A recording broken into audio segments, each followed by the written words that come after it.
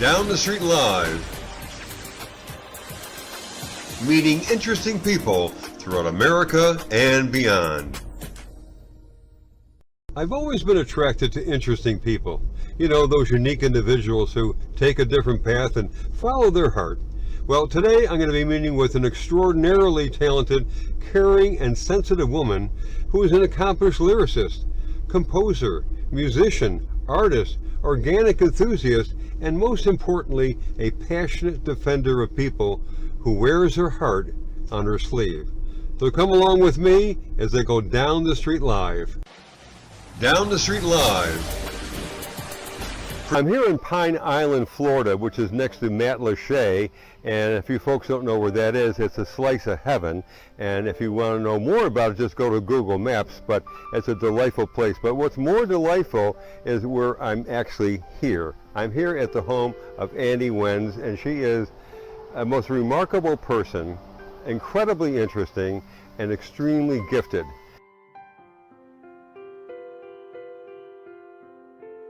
You're a lyricist, you're a songwriter, you are an accomplished musician of various types of instruments. I'm not sure exactly how many, but I know you are. And you're definitely someone who speaks from the heart, has a lot of emotion. You're a very sensitive person. I think you're a good cook, and I think you are an amazing wife. And so that's what I know about Annie. What have I missed? Queen of nothing. Jane of many trades. I'm interested in stuff, and I stick up for people. I consider myself, one of my friends said, you don't say activist because that wigs some people out, so I'm an active citizen. I fight for stuff hard and for people, and that's it. I'm poking my way through life and, trying to get along. If I think, we need to not close this library or raise money for a library, I make sure that I work with my community to try and help that to happen. So that's a big part of who I am. 2-second background is I grew up in Queens, in Mill Village in New York, and my Polish grandmother, who, her family were farmers, we lived with her, and we had a little garden in the yard, and I loved gardening with her, and I'm sure that's where my love for gardening came from. We were still encouraged, because there were 7 kids. I remember, we didn't have all the money in the world, and we would go to Forest Park and pick bouquets of leaves and, go sledding and by the parkway, and my grandmother baked, and we had family around, and so certain things were valued, and, and I was respected for who I was. It wasn't always easy. There were certain things that I was the first in the family to do. I don't know, it was in me. I loved art and music. When I was little, my aunt and uncle were going to Germany. My uncle was in the military, and they had a piano, and my dad and my uncle went and dragged this upright piano from Virginia to our place in Queens. And our place was so small. I remember my parents were sleeping at the time. There were so many kids. There was a pull-out couch, and my dad's feet hit the piano keys. My mom antiqued a turkey red. But for when we could afford it, I took piano lessons when I was 5. And then when it was expensive, I continued poking on my own. But I cried the first time my cousins came and played Heart and Soul. So yeah, it just moved me. So Annie, this is not something where you just had this master plan in your head initially. It evolved over a period of time, but what I really love about the landscape, and I'm going to call it a landscape, is that because it has all these interesting little enclaves, little nuances, if you will, that just salt and pepper this incredible place that you live in. Is this like creating a piece of art? Is it like sculpting? Is it like painting a portrait or whatever? How do you, or creating a wonderful song that you do? How does this come about? I always tell folks, you can live your art. That's it. That's what I do. Yeah. And when I lived in Massachusetts, I at one point was managing these It was a garden that they had herb gardens and a woodland garden and perennial gardens, and I managed their this botanical garden. I moved here thinking I knew everything, and I taught garden workshops, and I proceeded to kill all sorts of stuff, and I learned about planting natives and low maintenance things. And so that's what I started doing, is planting things that you didn't have to keep fertilizing and watering. So I'd plop something here and put some things around it, and it would take, and kind of survival of the fittest. And I learned what worked and what didn't work. And then the beach, the little area where I brought in the sand. Just do stuff that pleases you, and that's what I did. I'd start in one area and I'd say, an area, I would plant something and it just didn't work there. So then, but one little corner of it worked, and I moved something there, and then it popped with that. And it also didn't have to be like fluorescent with flowers. The green, the textures of all the leaves was just such a magical thing. Mangoes here, there's macadamia, there's lychee, bananas, and loquat, and coconut palms, and blah, blah, blah. So, we're just loaded with stuff. When I worked as a psych nurse, I would tell people, your life can be your art.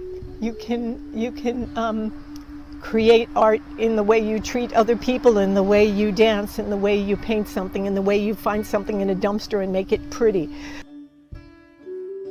There's a baker's rack over there. You probably didn't even see that because there's so much stuff. And I found that baker's rack and dragged it home and spray painted it and stuck it in the corner, and that became a little spot over there. And so I'm always shuffling around in the sun, a space like this that all of a sudden is shady, you have to adapt to that. And there's a beautiful old coconut palm that I see is starting to get eaten by the woodpeckers because there's some rot that's probably going to go, and there'll be a sunspot there. So, you just have to swap it around. It's like life. My life is art, I think. Yeah. So very often I wake up before sunrise and I sit out here on the dock and I play for the sunrise, and I do like a Facebook Live so my friends around the country can be there with me, so to speak, while we greet the day. How would you identify your music? Previous recordings had a little bit more multicultural influence. It was harder being married to a band, and my band was folks from around the world. So at one point I was told to label it, and I called it ethno-acoustic jazz. Just because I was trying to pull something together. And what is this now, Andy? This is a native North American flute, and this amazing artist named Ray Wood makes them. This is a piece of western red cedar from land I have in Maine, and this is a drone flute, like a bagpipe. It's got a stationary note and moving notes on the other side. This is my most special flute.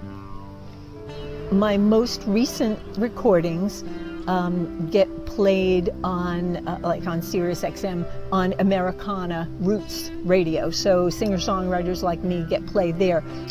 So I bought these at a booth at a music festival in Kerrville, Texas. The Kerrville Folk Festival had a vendor who was selling this in kind of these multicultural instrument booth.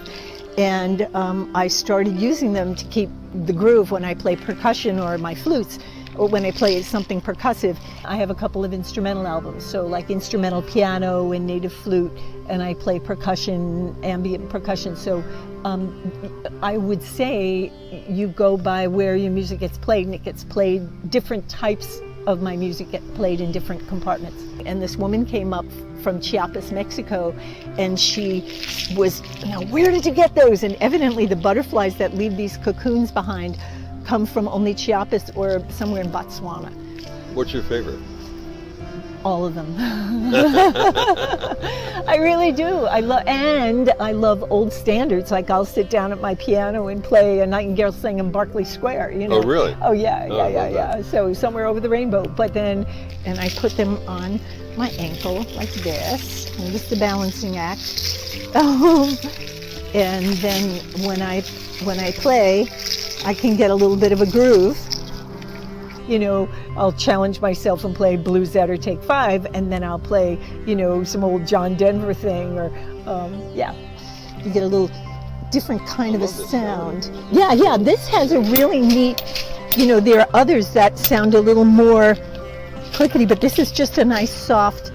Wow.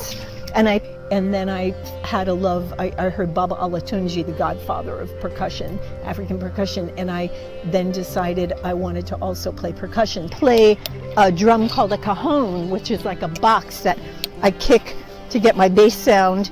I play brushes on it, and then this. So I'm getting this whole simulated drum kit sound. And there you have it. Love it.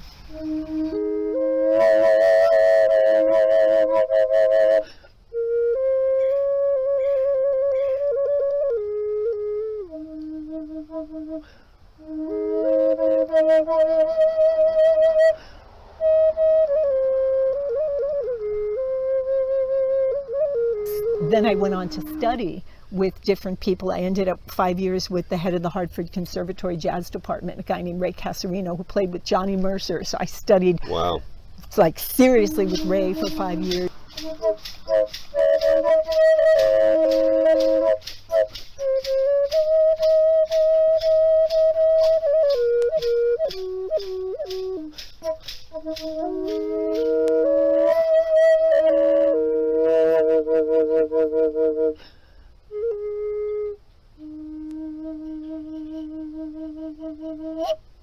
And then I took guitar with an amazing player named Joe Belmont, a guy named Jose Gonzalez, and Tony Baca I've worked with doing percussion.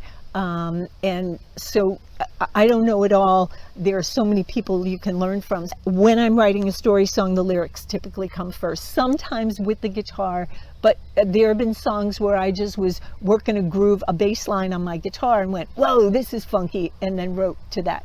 The songs that I love are the ones that really speak from the heart, and they can really feel the emotion, if you will, through the lyrics. So this is something that I wrote for the Braver Angels project. They changed from Better Angels to Braver Angels, and my friend Steve Seskin and Peter Yarrow, Peter, Paul, and Mary are all part of this project, trying to get people to get along wherever, no matter what their political background.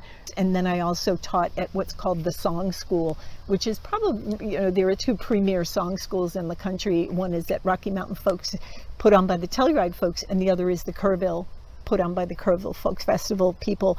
And I taught at Rocky Mountain Folks for many years. So I wrote this song with that theme in mind. And I wrote it, there was a lot of sentiment from my trip to Pakistan, but just us as Americans. And when you're not teaching, you go around and you listen to the other brilliant instructors who are some of the best songwriters in the country. And then at Kerrville, it's the people that that I teach the teen camp with. So I've been around these amazing writers, and you can't help but say, I can do that better, I can do that better. Walls crumble down and the fires torch the hills and the tornado sprung and the floodgates just spilled. A song, very few songs just ooze out. You need to craft and edit, and so that's a big part. No one noticed our hats with some red and some blue. We held up all who reached out, as that's what angels do. What actually comes first, Andy? Is it the lyrics comes first? Do you have a tune in your head that comes first? Is it a combination of things? Do you hear something in the wind that inspires you? Where does that come from? When I teach native flute playing, I teach people to listen to what you hear in the canyon. Beneath the crescent moon flag, thousands lost in that quake. We were warned, please don't go, such a dangerous place. We all bowed and we prayed. We all cried and only grieved, no one there stopped to ask what the other believed. This is it's an amazing time for independent songwriters with brilliant lyrics. I mean, if you listen, there have been through the ages, you don't hear as much in top 40 music, but in singer-songwriter, independent music world, there are so many brilliant lyricists. Unquestioning, we spread our wings, we love and gather pieces, we close our eyes and reach without even asking. In the end, we're only... One of the things I teach is writing story songs. And I tell you tell me a story, the most descriptive, exciting story you can tell, and tune into your five senses, and I write down your amazing story. Well, then some beginning songwriter, you'll turn around and go, oh, the air, it moved me, it made me whole, it filled my soul. And I said, what about all the cool stuff you just described here? Take this, and I hand it back to you, and your assignment is to write a song with all that cool stuff. Fragile hearts and hopes in the end. We're all braver angels than we know. In the end, we're all braver angels than we know.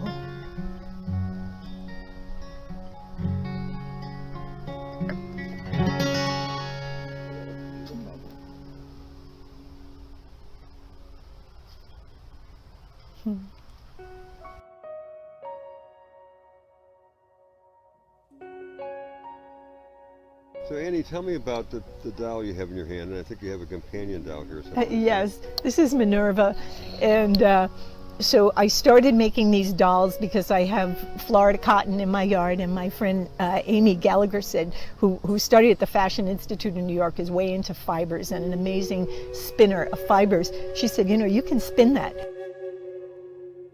So she gave me a hand spindle and showed me how to spin the cotton. I said, if I make one hat, I'm done. And so then the one hat led to making a hat and a purse. And then I got tired of spinning cotton.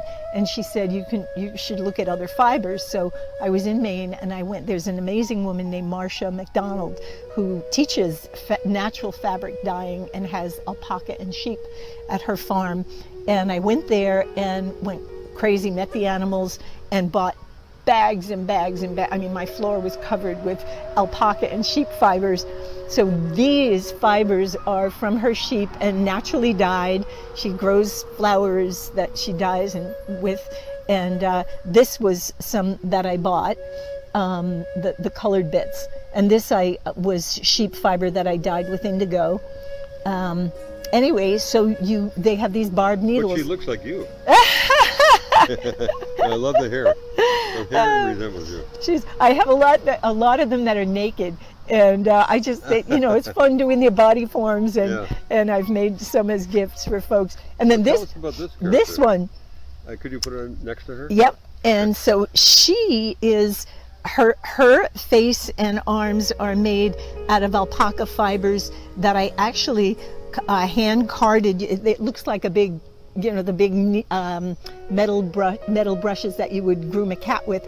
So you comb and comb and comb and roll and stab away. I blended two different colors to make more of a flesh tone, and so that's what her arms and face are. And they're on a wire frame, and then her pants are alpaca. You can see little whiter threads in the bottom, and then I do also buy little balls of the colored stuff. One of my dear nursing school instructors said, if you are with a patient and you feel tearful, it's okay to show your emotion. And I've put students in a silo and said, like at the song school in Colorado, there's this silo, and I get all my students. Actual silo. They climb through the hole. An actual silo. Okay. Yeah, you bet your shiny cheeks, and they climb through the hole, and I have a picture of me lying on the ground and all my students leaning over with their flutes, because you listen to what you hear. You play what moves you. So if it's pleasant to Like you, that truck that just came like, down the road, right, and you're playing whatever, right. you know, that could be, I guess, an inspiration to a degree, I suppose, It right? can be. So I also have just broken down and gotten emotional when I've talked with kids about bullying and how bullying affects us. There's got to be a relationship. And if I wrote something very heartfelt and sad and had like this zippy busy musical part, it wouldn't work. And so if I write something that's a little more ethereal about nature, I may have a busier guitar part. But if I'm telling a story, it's going to be a simpler musical part. But that being said, you don't want it to be super predictable. I have the privilege of teaching with Steve Seskin of Operation Respect, which he and Peter Yarrow of Peter, Paul and Mary have done around the country and around the world. And there are a handful of us from around the country who gather at the ground of the holy ground of the Kerrville Folk Festival in Texas. And we work with kids aged 12 to 18. We've done it for at least 15 years. And we teach kids we use music and art as a tool to get along. There are some people who do it intuitively, and that's a gift. But if you pull apart what works with the intuitive songs, there very often will be certain rules that, like, there's verse, chorus. If in the lyrics was blah, blah, blah, blah, blah, blah, the chorus may be ba-da, ba-da, ba-da, ba-da, ba-da, and you pick apart hit songs, and you will see that it's like writing a novel. There's some formula to it. But before you write MacArthur Park, it's a good idea to learn the rules. And they come in and they're told everybody's going to respect everyone here. And you get the little kid who kind of maybe didn't fit in, who was squeaking out "Twinkle Twinkle Little Star" on a violin, is that evening doing some hip hop with kids who only listen to rap music, and they're cheering each other on because they're told we respect everybody however different they are. But when I talk about bullying, I get emotional, and the kids pick up on it, and they then share their experiences, and we just talk about how to be kind.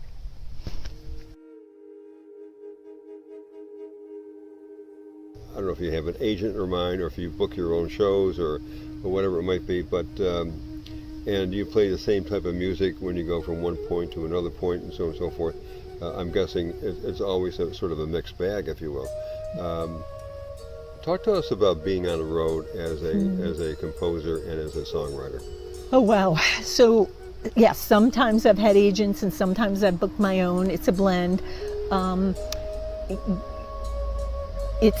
It's not easy living in a car, driving around. Some people love it. Some of my friends love it. When the clinic where I work changed, and they decided they now wanted me as a nurse to either be in-house 5 days a week, 40 hours a week, or leave, I said, it's time for me to leave. And at that point, my music had gotten busier. And I also had been a member of the New England Foundation for the Arts. I was accepted as one of the artists. So I started writing grants. This community is amazing. Social media is a blessing and a curse that way. It's a way for us to stay together. I mean, I can post on social media, oh my God, I got asked to do this radio show in Chicago, and within 5 minutes somebody says, hey, can you come and do my house concert series? So that's when I traveled around the world. I was able to connect through online, folk DJ, and social media to get all these gigs for me to do educational programs at schools and art centers and girls and boys clubs and libraries. So I would write grants. For example, when I was in Pakistan, Mr. Sumro said, do you want to play in the food court? I thought, I'm picturing the food court in a mall. And we ended up in Lahore, which is like the Times Square of Pakistan, and there were this amazing quartet, and I didn't speak Urdu, they didn't speak English. I had my ankle rattles and my native flutes. I showed them the key, showed them the groove, we communicated, and magic happened. It was one of the most powerful experiences I've ever had. Wow. Yeah. And the arts lottery money in Massachusetts, each town had a pool to give out to artists like me. So one year I think I got 28 grants just going around. But what that meant was, instead of me earning my living driving half-hour away to my clinic, I would have to drive to Boston or drive to Hartford or drive. So, you know, it's a lot more difficult to put a financial nut together when you're doing that. There are so many misunderstandings about that part of the world, and to be up there with these musicians. And we played together, and Magic happened, and it was like the half of the cabinet from the country were at banquet halls, and they met us with roses and dancing horses and all this stuff, and you know, we had to come on an armored train car, and God. Yeah, and anyway, after playing with these amazing musicians, and magic happened as I walked off the stage. They're all pounding their hearts, and Wow. that was incredible. I worked as nursing supervisor for a psychiatric crisis facility in Western Massachusetts, and my woman who became my dear friend, Dr. Batul Kazim, she's now a prison psychiatrist. Anyway, Batul worked with University of Massachusetts and also was adjunct faculty for, I believe it was Harvard, and the other was this amazing place in between. It's called Opus 41 in New York. Do you know Opus 41? Yeah, Yeah. sure. So I played with, when I had the band of multicultural folks, Tony Vaca, who's an amazing percussionist, Masamba Job, who's the best talking drum player in Senegal, and Eugenio Huanca, who is an Andean instrumentalist. We played on top of one of the sculptures. They dropped boards, we walked wow. over and we played. Oh, wow. Yeah. That's amazing. And she was at a symposium on women's rights, speaking with a man who was the Senate chair of Pakistan, or acting president when Musharraf was out of the country, and he was talking about what they're doing for women's rights over there. As I said, I do youth programs, anti-bullying programs, so that's one of the big things, that the most important work I think I do in my world. They just had a horrific earthquake at the same time that Katrina happened, and 98,000 people died, and half of them were children in schools. And she asked Mr. Sumero if they were doing anything to help the teachers and the families, and he said, no, we don't have anyone who can do that. So she called me up and said, you're coming with me to Pakistan. I went, Batul went, another doctor who's a cardiologist in Boston went, and Larry, my husband Larry, and we went and met up with a doctor over there, and nobody asked about anybody's religion or politics. And I wrote a song about that.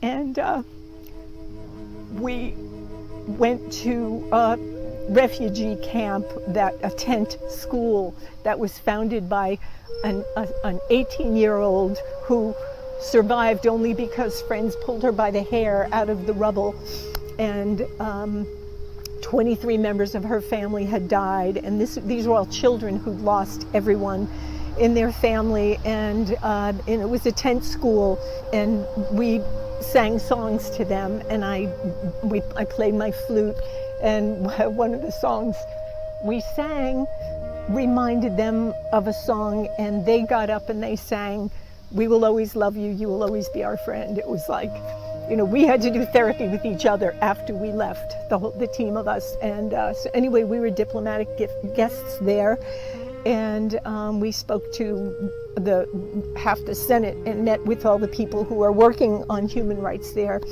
And that does happen, you know. People don't know what goes on in those countries unless you're there with your own 2 feet.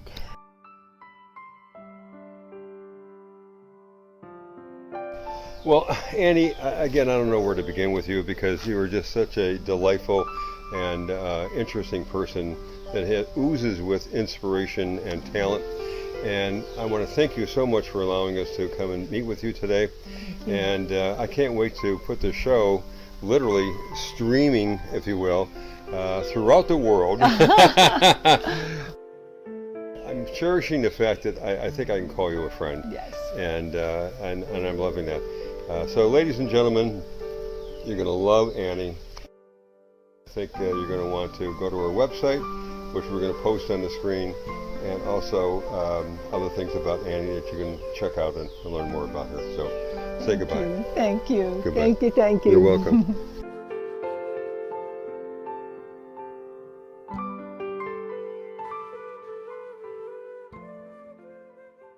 You're not seeing me when I'm being a wine bag. Down the Street Live, I'm going to be meeting with Robert M. Maycomer. He's an award-winning Pine Island, Florida maritime author, internationally recognized lecturer and historian, and he's best known for his honor series novels that follow the life and times of fictional naval officer Peter Wake. So come along with me as I go down the street live. Down the Street Live, meeting interesting people throughout America and beyond.